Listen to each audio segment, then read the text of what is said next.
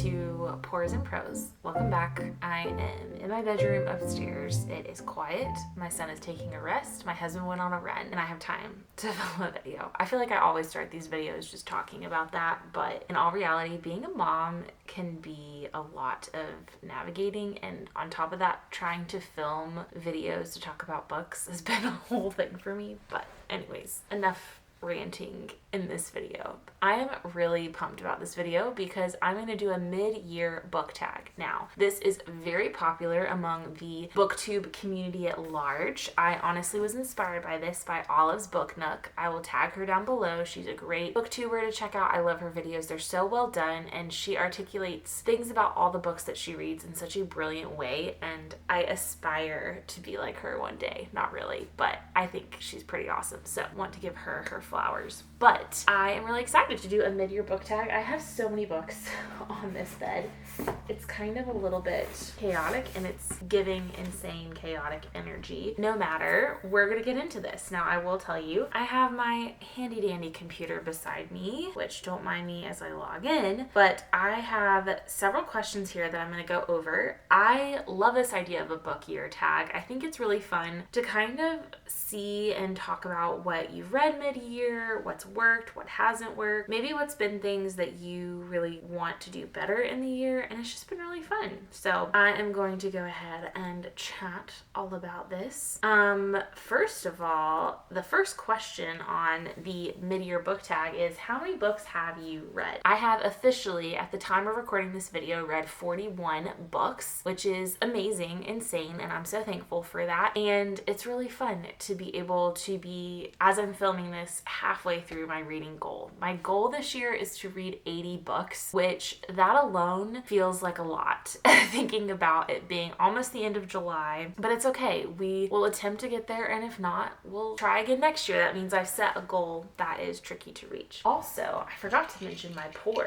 Today we are having iced tea. It has like spearmint and raspberry. It's really good, especially during the summertime. Highly recommend. Anyways, so I've read 41 books this year. My reading goal for 2026 is 80. What is your genre breakdown? This one was so fun. I learned that the Fable app double counts books though. So if you use the Fable app like I do, it's really cool because the app will kind of go through different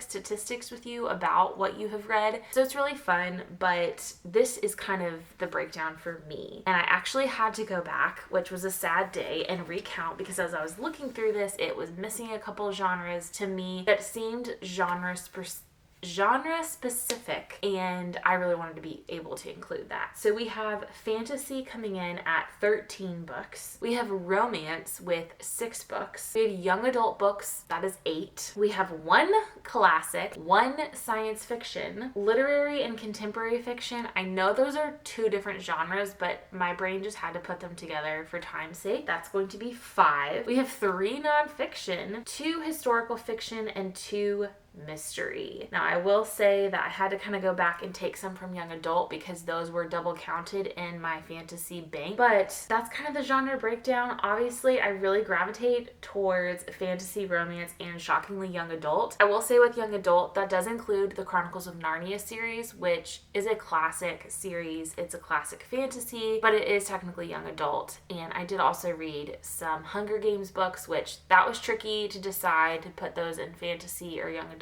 I really struggled with that, but that's kind of the breakdown. I'm really hoping for the rest of the year to read some more nonfiction. I definitely have some contemporary fiction, and I have a few historical fiction that I plan on reading this year, so I think those will bump some of those numbers up in the ranks. Okay, this one was really, really interesting. What is your star rating breakdown? Okay, so we have 5-star reads, 16 books, which I attribute some of this to rereads, but no matter. 4.75 stars, 2 books. 4.5 stars, 6 books. 4.25, 1 book. 4 stars, we have 6 books. 3.75 stars, 4 books. 3.5 stars, 2 books. 3.25 stars, 1 book. And 3 star, 2 books. So that's not really a bell curve as I'm looking at this. It's kind of, you're peaking for a while and then you dip a little bit. And anyways, I'm such a math-minded person. Here's what I have to say about the star rating breakdown as I'm reading this after kind of cataloging all of the stars. I have read a lot of 5-star books this year. It's kind of shocking, I feel like, in a way. I've really tried to lower my rating scale or make things have to move me to rate them 5 stars. But I will say, I have reread the Throne of Glass series, and majority of those books I rated close to a 5-star rating. I also reread all the Chronicles of Narnia series, which I really couldn't not rate them above 4 stars, honestly. And then I did have some, like, as I was looking back and looking through these questions for a book tag and answering them, kind of going, man, like, this seems to be, for me anyways, kind of a crazy ordeal and crazy way to be rating, but I also did read some really good books, which I'm excited to talk about today. Okay, the first question, and I will say that I have copied a lot of these questions from other booktubers out there. I also did use AI as well to give me some ideas for questions. So I tried to relate a lot of these questions to me. What book or books exceeded your expectation, or what was the biggest surprise for you in reading? So I could not narrow this down to one book. I actually had to pick 3. One of these books I do not have on hand with me. I read it via my Kindle, but that is Project Hail Mary by Andy Weir. I have never read an Andy Weir book up until this year, and honestly, I read this book because the movie was coming out and it was getting such great buzz, and I was like, you know, I feel like I would really enjoy this book. Let me just give it a go. And I really did. I was genuinely shocked and surprised as to, number one, just the fact that I can find incredible writing style and quality in a science fiction book. I am not a science fiction girly. It is one that I have really tried to get into, and I just honestly can't. I even tried to read the Red Rising series, and just it got too much in the weeds for me, and that is technically a sci-fi fantasy genre book, and it's just, I don't know if it is my favorite genre to read. But Andy Weir legitimately surprised and shocked me with just the quality of that story. The fact that he used such brilliant comedy to kind of lighten the mood, but also made everything seem so real and so legit, and nothing about it seemed fiction-y at all, even though it was, if that makes any sense. I also was really surprised by And Now Back to You by B.K. Borison. I read First Time Caller by her. It's on my bookshelf, and I didn't mind that one. I thought it was really fun. The writing style, the way that the characters related to one another, all of the banter, the witty banter was brilliant. This one really surprised me. I just was not expecting to love it as much as I did. There's a lot of readers that do not enjoy this one as much as First Time Caller, but I'm going to be one of those people that will just tell you, And Now Back to You was such a fun time. I so enjoyed Jackson. That's the main male character of this book. And I really thought he and Delilah were so cute, so fun, and such an enemies to lovers or rivals to lovers trope, but it was done in such a just cute, fun way. And this book really surprised me.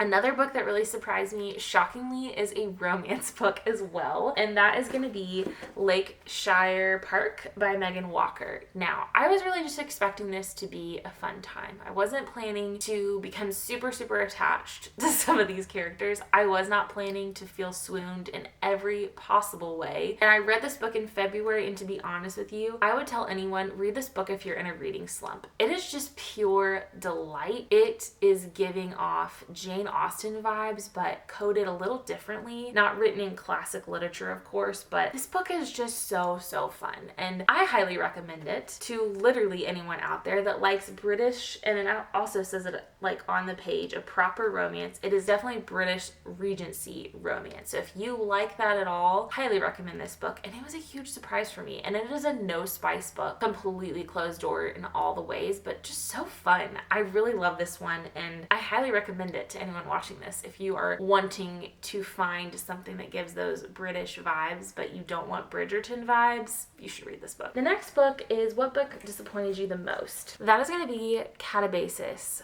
by R.F. Kuang. Now, let me just say, I really like R.F. Kuang. I think she is a brilliant writer and author. I have no qualms with her at all. This book, though, I had just such a hard time. It was not for me. I think some of the nuances and ideas and topics breached in this book were honestly genius. I just don't like where she went with the story, and I really struggled to connect with a lot of the characters. And yeah, it was a pretty big disappointment. I think this was my 3.25 star book, and I honestly gave this book 3.25 stars because I just really love the author, and I think what she was going for could have been really cool. I just don't know if it was for me, to be honest. Next up, what's the best sequel that you have read this year? I don't own this book, but I was reading this with a book club of mine, and that is Sunrise on the Reaping, and this is part of the Hunger Games series. Oh man, this book was so surprising in all the ways.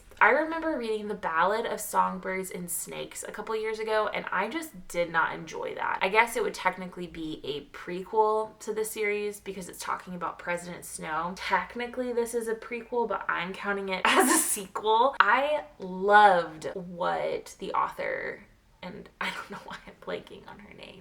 It's coming to me. I always want to call her J.K. Rowling, but that's not her name. Anyways, the picture's on the screen. I'll put a caption saying, Haley, how could you forget the author's name? I will have to say, though, with this particular book with Haymitch, it kind of felt like going back into the Hunger Games world, going back to the roots of the original trilogy, and I really enjoyed it. It was a hard read in terms of content. It was really sad. I definitely cried about this one a lot, which we'll get into with another question later, but it was hands down the best sequel I read this year, and maybe the only sequel that I read this year. Okay, moving on. What book has the prettiest cover? I am saying Life, a Love Story by Elizabeth Berg. I mean, first of all, this cover is just giving beautiful spring, summer vibes. But secondly, this book is a tender-hearted, beautiful book about the end of life for a character, which is not a spoiler, by the way. You literally read about it in the first couple pages of the book. But this book was so short, so good, and such an incredible story about things you think about at the end of your life and things that you want to encourage the next generation. And I love the cover that the author chose for this, and I really enjoyed this book. It was a good one. Okay, the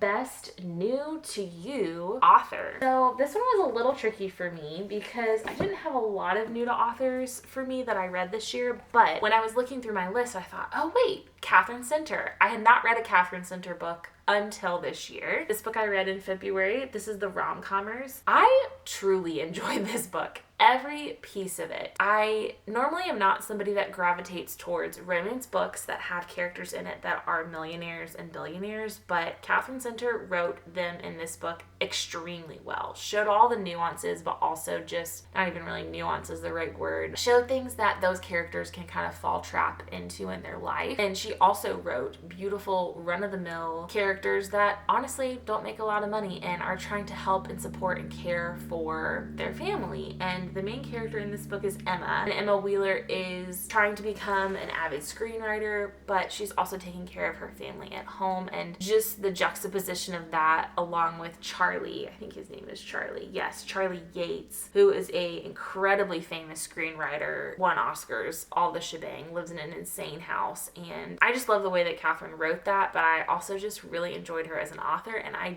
definitely, for sure, am going to be reading other books by, and I would also recommend this one too. Okay, what's a book that pulled you out of a reading slump? This one was tricky for me. I had to go back into my Fable app, which is nice because it will order when you read certain books, and I do remember May and June kind of being a pretty decent reading slump month for me. And a book that I read shortly after Kingdom of Ash was Lady Tremaine by Rachel Hochhauser. I hope I'm saying her name correctly. I do not own this book, but I'll be honest, I really want to own this book solely for the fact that it was such a beautiful rendition and story of Cinderella. This book is about Lady Tremaine, who is the wicked, evil in quotes, stepmother. And this author really just wanted to reimagine, take the story through the lens of Lady Tremaine. And it's just so good. It actually talks about falconry in the book, which I was not expecting at all, but it was definitely a side plot for one of the characters, and I won't spoil it as to who, but it was so good. I remember finishing Kingdom of Ash. I think I read another book in between those two, and then this one came up on Libby, and I was like,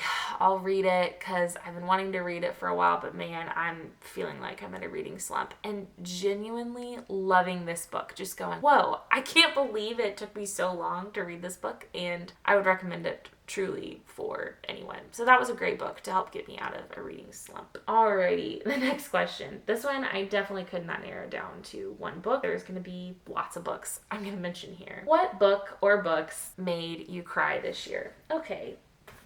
Don't mind me as I grab my stack. So I'm going to actually list the two that I don't have on hand. The first is Kingdom of Ash. This was a reread for me, but the ending of Kingdom of Ash, it's just really sad. It's good, but it's also just really sad. There are things that happen to some of those characters in the Throne of Glass, and then you finally get to the end and get to them transitioning into their lives, and it's just like, I just cry. Every time I finish this book, I cry, and Sarah J. Maas, she landed the ship really well in that book. And then the other book that I don't have on hand is Sunrise on the Reaping. Some people call this book Sunrise on the Weeping. That's all I'm gonna say. I sobbed uncontrollably several times in that book. Do with that what you will. Okay, the next three books I have, I think, mentioned earlier on in this video, if not in other videos that I have filmed. And the first one is The Lincoln Highway by Immortals. This book, man, I was not planning on crying in this book. And to be honest with you, 75% of the way through, was not really planning on crying. But I knew in my heart of hearts that something sad was going to happen to a character. I just kind of knew it.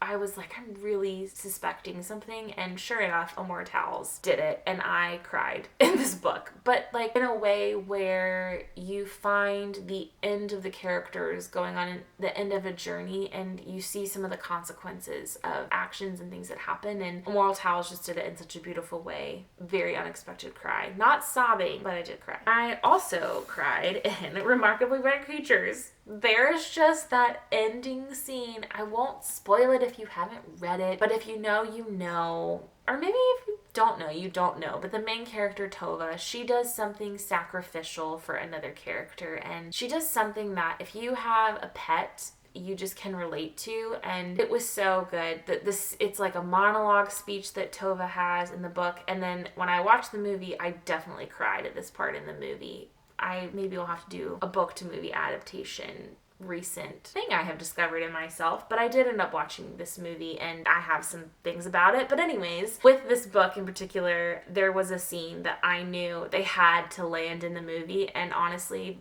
they did land in the movie, and I was sobbing with my friends watching it. But yeah, I reread the book again and cried the same amount of crying that I did the year before. I just think this book covers grief in such a beautiful way, and if you are walking through any kind of season of grief, you will find that this book truly just enables you to kind of take a breath and go, man, maybe I need moments in my life like that. And frankly, after reading the book, I have had several moments like Tova's in the book, where she is able to let go of things, but also be able to feel all of those emotions in her grieving season. And this book just does it so well. Okay, and then the other book that made me cry, My Friends by Frederick Bachman. You guys, there are heart-wrenching parts in this book, but man, oh man, just trust the process. Keep reading it. If I could tell anyone this, if they start this book and go, man, there's just so many sad pieces to this. This is a tough read. Y'all, it is a tough read. It's a Frederick Bachman read. Every book that he writes, he just wants to emotionally attach you to the characters in this book. But let me tell you, the end is worth the payoff, but there are parts that will make you cry in this book. And this book is very tender to me. I love this book.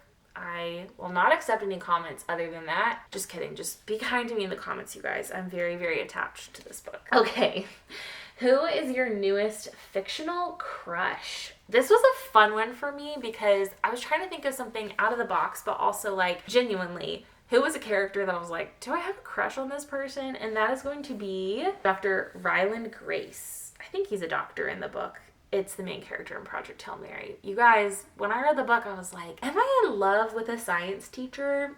A fictional science teacher? Yes. And was I in love when he was played by Ryan Gosling in the movie? Yes. That just kind of put a character with a body, and I'm in love with him so much. He's such a beautiful character. He goes through an incredible character arc through the whole book, and there is a reason why people love the book Project Hail Mary, because you see a man who struggles with his ability to fully embrace who he is as a person, but also know that he has the ability to save the world. And maybe he does, maybe he doesn't, but it's just so cool to watch, and crushing.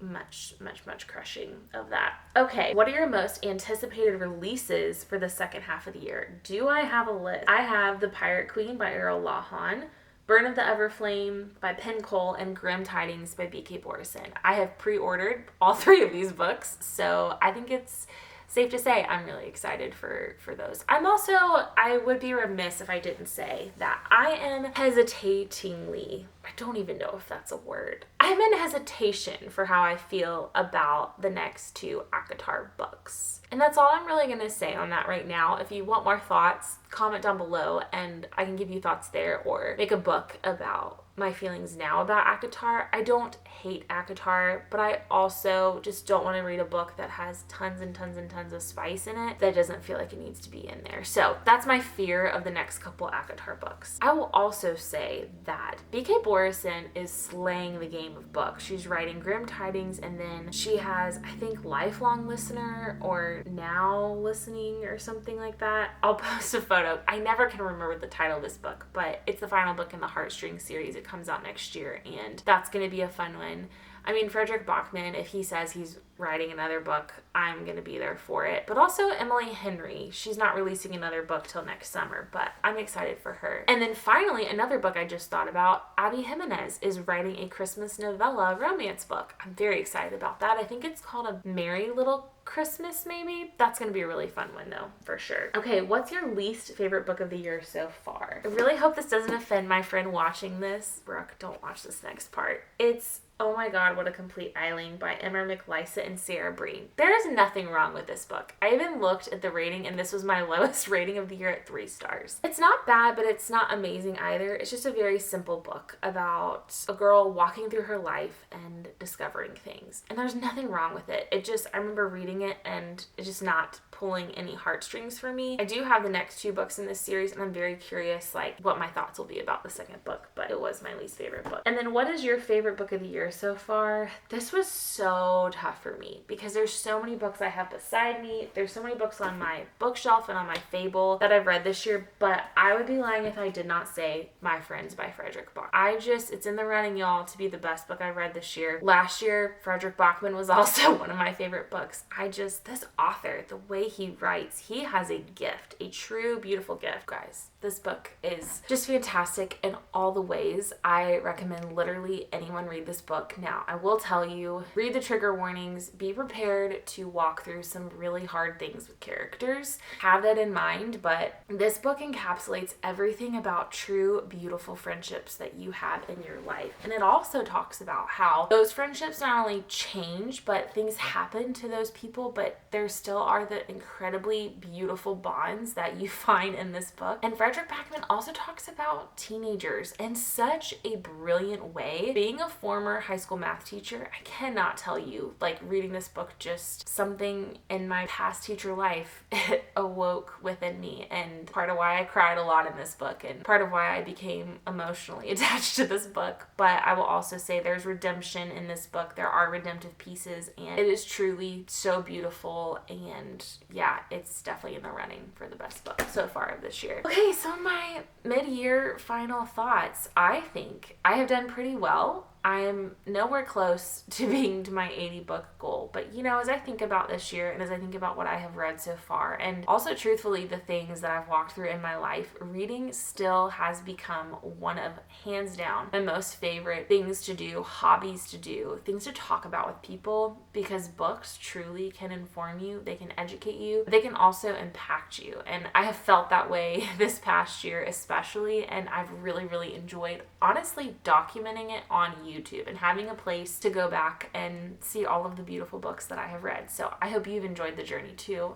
And yeah, I wanted to very, very quickly wrap up and kind of talk about a couple books that I'm going to read the second half of the year that I'm really, really looking forward to and really excited about. And also to just kind of remind me, maybe talk about them at the end of the year and see where they land and hold up with the current stack of books that I've read. The first one is The Book Witch by Meg Schaefer. I'm so excited to read this book, you guys. I am having such a hard time holding off until the fall to read it, and you might see me read this the end of August to kind of sneak it in right as September approaches. We'll see. Who knows? I'm also really excited about The Second Death of Locke by V.L. Bovalino. I recently bought this book, and I'm actually really, really getting into medieval fantasy books. The Everlasting by Alex E. Harrow, I've talked about it before, and it didn't quite hit that nudge for me fully 100%. So I'm really hoping that this book will. I also have another Errol Lahan book, I Was Anastasia, and The Pirate Queen. I'm really excited to read this year, and it will add to my historical fiction genre that I've read. I am looking forward to reading my first Brandon Sanderson book. This is Tress of the Emerald Sea, and I'm also really excited to read a fantasy standalone book that is only like 300 pages. That is something I'm really, really fascinated how he will kind of tie all the loose ends, but keep it really interesting. I'm also going to be remiss if I don't highlight a romance book, and this is Score by Kennedy Ryan. Very excited to read a Kennedy Ryan book. I have been told if you like romance, you need to read Kennedy Ryan. So I'm looking forward to reading her, and I'm really hopeful to maybe find some other titles by her once I'm done with Score and add those to my bookshelf. And then finally, this is a book that I found on my bookshelf, and I'm like, I have this book, and I've had it for almost a year. It is Spells for Forgetting by Adrienne Young. The title alone tells me you need to read it in October, so that's exactly what I'm going to do. But I'm really excited to read another Adrienne Young book. I read The Unmaking of June Farrow last year and loved that book. It was such a fun time. I'm really looking forward to reading this one. Well, that is going to do it for a mid-year book tag. I really enjoyed finding questions, coming up with questions, and really just reflecting. It's sometimes really important as a reader to, number one, make sure you're still loving reading, but number two, reflect on all the books that you have read and be able just to talk about them. And I have really enjoyed creating this booktube channel, and I'm excited for more content this fall. I'm also just excited to talk about books and yeah, for you to follow along in the journey with me. Make sure to like this video. Please comment down below. I would love to hear your thoughts on your kind of mid-year. Where are you at with books? If there's any books that I talked about that stood out to you that you have or have not read yet, I would love to hear that. And I'd also be curious what books you are planning on reading the rest of the year or most anticipating and excited about. I always love to, of course, shamelessly be nosy, but also find other books to add to my TBR. Thanks for joining along on this video. Make sure to also subscribe. I would really appreciate it. And yeah, we'll see you on the next video. Cheers.